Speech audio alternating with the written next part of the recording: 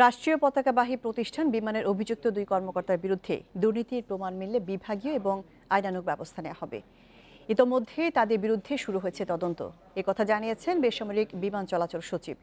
প্রাথমিক তদন্তের পর বাণিজ্য শাখার উপমহাব্যবস্থাপক শফিকুল ইসলাম এবং বিপণন বিভাগের ভারপ্রাপ্ত পরিচালক আশরাফুল আলমকে ওএসডি করা হয়েছে।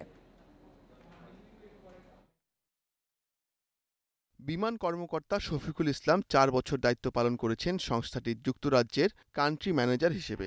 সম্প্রতি তিনি বদলি হয়ে আসেন ঢাকায়, দায়িত্ব পান বাণিজ্য শাখার উপমহাব্যবস্থাপকের। তার বিরুদ্ধে যুক্তরাজ্যে থাকা অবস্থায় ২,৪৭২টি টিকিট বিনামূল্যে ইস্যু করার অভিযোগ ওঠে। এসব টিকিটের মূল্য প্রায় ১৬ কোটি টাকা। এছাড়া লন্ডন থেকে বিমানে কার্গো পরিবহনে অনিয়মের অভিযোগ ওঠে তার বিরুদ্ধে। আমার কাছে কিছু ডকুমেন্ট ছিল যে তিনি টাকা না নিয়ে প্রায় ২৪৭২টা টিকিট উনি দিয়ে দিয়েছেন। প্রকৃতপক্ষে ফ্রি কাউকে দেননি।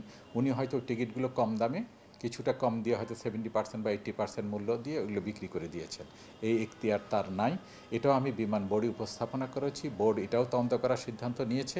আরেক কর্মকর্তা আশরাফুল আলমের বিরুদ্ধে অভিযোগ আনা হয়েছে, তিনি অবৈধভাবে বিভিন্ন ট্রাভেল এজেন্সিকে সুবিধা পাইয়ে দিতেন। বিমান ও পর্যটন মন্ত্রণালয় এ সংক্রান্ত একটি প্রতিবেদন বিমান পরিচালনা পর্ষদের কাছে পাঠালে ওই দুই কর্মকর্তাকে ওএসডি করা হয়। তাদের বিরুদ্ধে বিভাগীয় ও আইনানুগ ব্যবস্থা নেওয়া হতে পারে। সম্পূর্ণ অনলাইনে এটা চলে, কিন্তু বাস্তবে ওরা ম্যানুয়ালি ইন্টারসেপ্ট করার কিন্তু সুযোগ ছিল। এই সুযোগটা কাজে লাগিয়ে তারা আসলে কিছু অনিয়ম করেছে।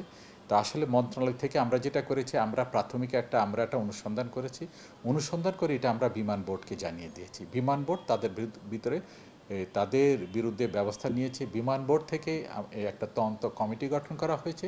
তারা তদন্ত করে প্রতিবেদন দিলেই তাদের বিরুদ্ধে হয়তো অফিসিয়ালি যদি আরও কোনো ব্যবস্থা নেওয়া যায় বা সেই তদন্ত যদি প্রমাণিত হয় যে তারা আসলে নির্দোষ, তখন সেভাবে তারা নির্দোষ হিসাবে সাব্যস্ত হবে। পরবর্তী নির্দেশ না দেওয়া পর্যন্ত বিমানের ব্যবস্থাপনা পরিচালক এবং প্রধান নির্বাহী মোসাদ্দিক আহমেদ বাণিজ্য ও বিপণন শাখার দায়িত্ব পালন করবেন। Ashiq Hossain, independent news, Dhaka.